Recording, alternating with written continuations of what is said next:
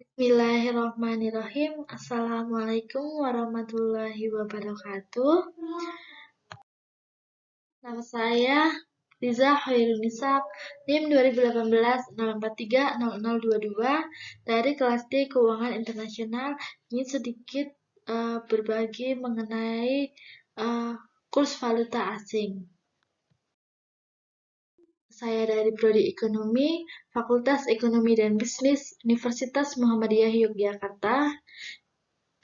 Ingin berbagi ilmu mengenai kurs valuta asing. Oke, langsung saja. Apa sih yang dimaksud dengan kurs valuta asing? Jadi, pertama-tama kita perlu mengetahui apa arti dari kurs valuta asing. Kurs merupakan harga atau nilai mata uang suatu negara yang diukur dengan mata uang luar negeri ketika berbelanja atau membeli barang di luar negeri. Intinya, kurs merupakan nilai tukar, sedangkan valuta asing merupakan nilai mata uang negara lain. Jadi, kurs merupakan rasio nilai antara mata uang domestik dengan mata uang lainnya, atau dengan kata lain, kurs menunjukkan nilai perbandingan di antara dua mata uang yang berbeda. Selanjutnya yaitu sistem kurs valuta asing. Terdapat beberapa jenis cara yang dilakukan oleh pemerintah dalam menentukan nilai tukar mata uang asing. Yang pertama yaitu sistem kurs tetap atau sering disebut dengan fixed exchange rate. Fixed exchange rate berarti sebuah kondisi nilai tukar mata uang yang domestik ditentukan oleh pemerintah, sehingga pemerintah melakukan berbagai langkah dan kebijakan untuk mengatur nilai mata uang pada harga tertentu. Segala fluktuasi pergerakan harga dapat direncanakan oleh pemerintah atau dengan kata lain diintervensi. Perlu kalian ketahui bahwa jenis yang kedua yaitu sistem kurs bebas. Sistem kurs bebas merupakan pembuatan kurs tersendiri dari suatu permintaan dan penawaran dari mata uang asing sehingga pemerintah tidak ikut campur dalam menentukan kurs mata uang yang akan ditukar. Jadi bedanya dari kurs yang tadi, kurs tetap yaitu pemerintah mengikut campur tangan, sedangkan dalam sistem kurs bebas atau mengambang ini, pemerintah tidak ikut campur tangan dalam menentukan kurs mata uang yang akan ditukar.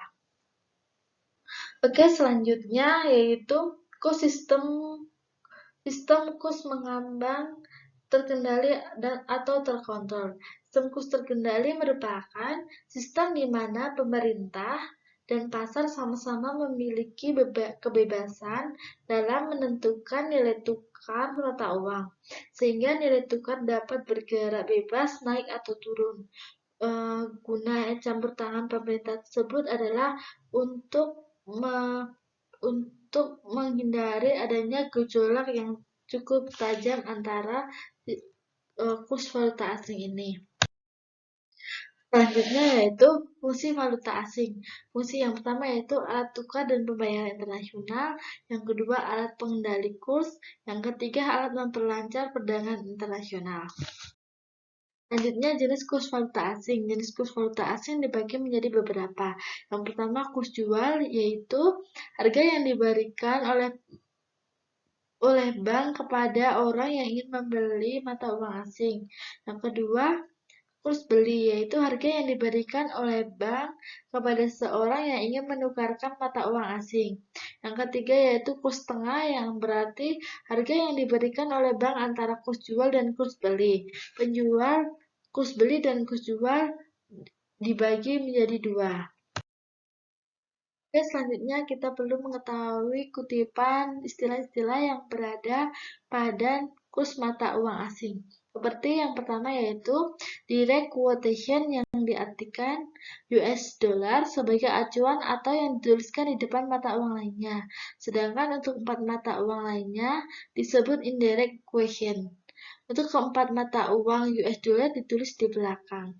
Seperti halnya jual beli mata uang asing terhadap rupiah di bank-bank dalam negeri yang dikenal sebagai kurs beli atau bid, dan kurs jual disebut dengan over. Jadi di sini terdapat bid-ask spread merupakan fungsi kestabilan mata uang yang diperdagangkan makin stabil, maka spread tersebut makin sempit. Oke, selanjutnya contoh dari seperti yang tadi, yaitu direct quotation yang di dalam negeri atau domestik terlebih dahulu. Rp12.000 Indonesia per $1 Amerika.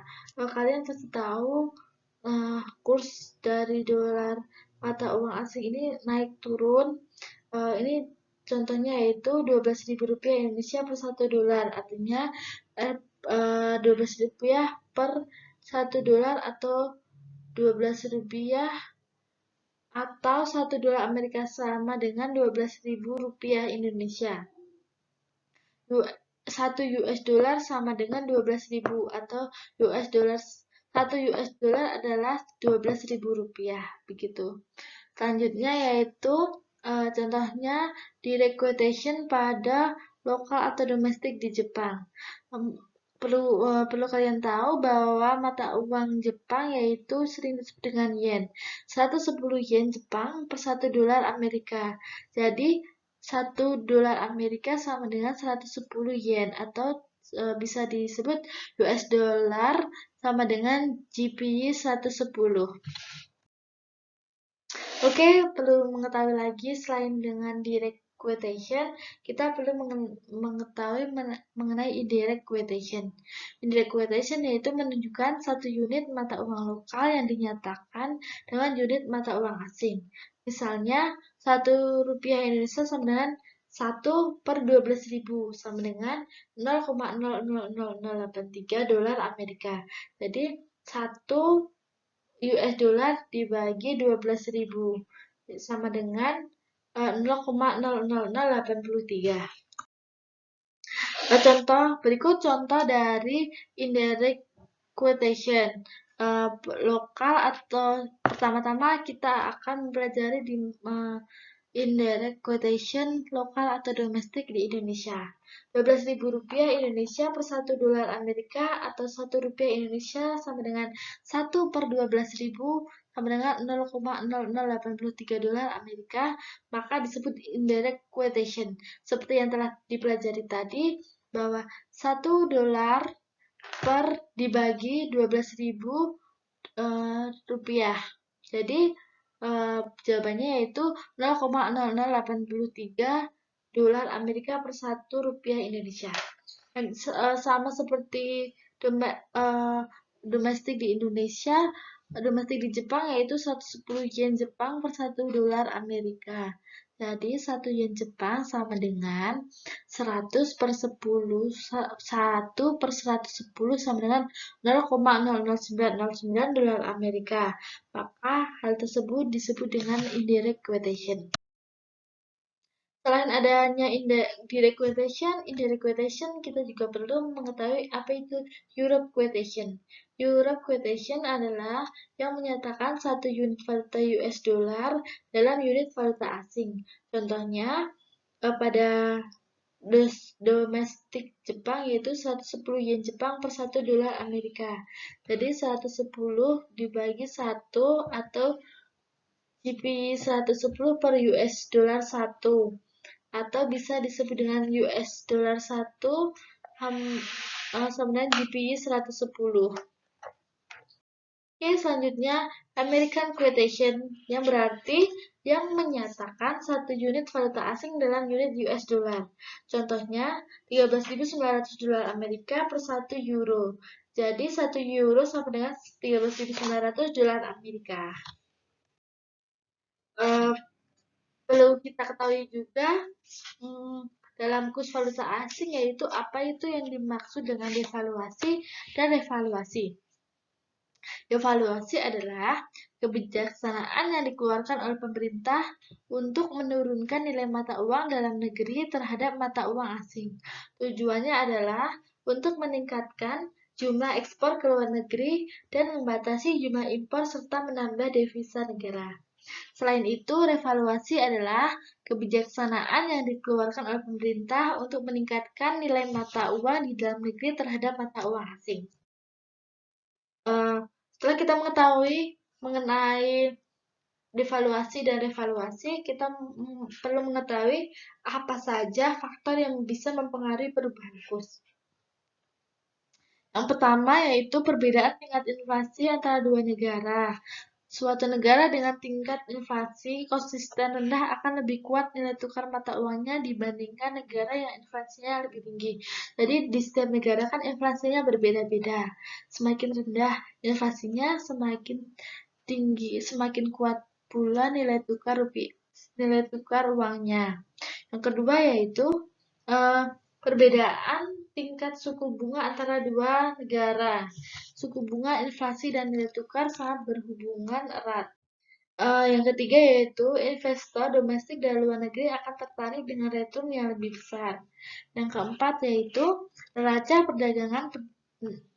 perdagangan antara dua negara berisi semua pembayaran dari hasil jual beli barang dan jasa. Yang kelima yaitu hutang pabrik atau public debt, yang artinya suatu negara digunakan untuk membiayai proyek-proyek untuk kepentingan pabrik dan pemerintahan. Yang keenam yaitu rasio harga ekspor dan harga impor. Jika harga ekspor meningkat lebih cepat dari harga impor, maka nilai tukar mata uang negara tersebut cenderung menguat permintaan akan barang dan jasa dari negara tersebut.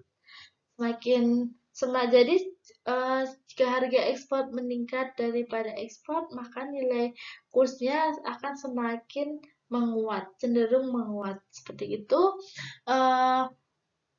Berikut beberapa faktor yang dapat mempengaruhi perubahan kurs.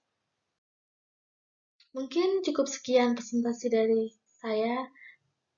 Kurang lebihnya mohon maaf. Wabillahi taufiq wal hidayah. Wassalamualaikum warahmatullahi wabarakatuh. Sampai jumpa, sampai bertemu kembali.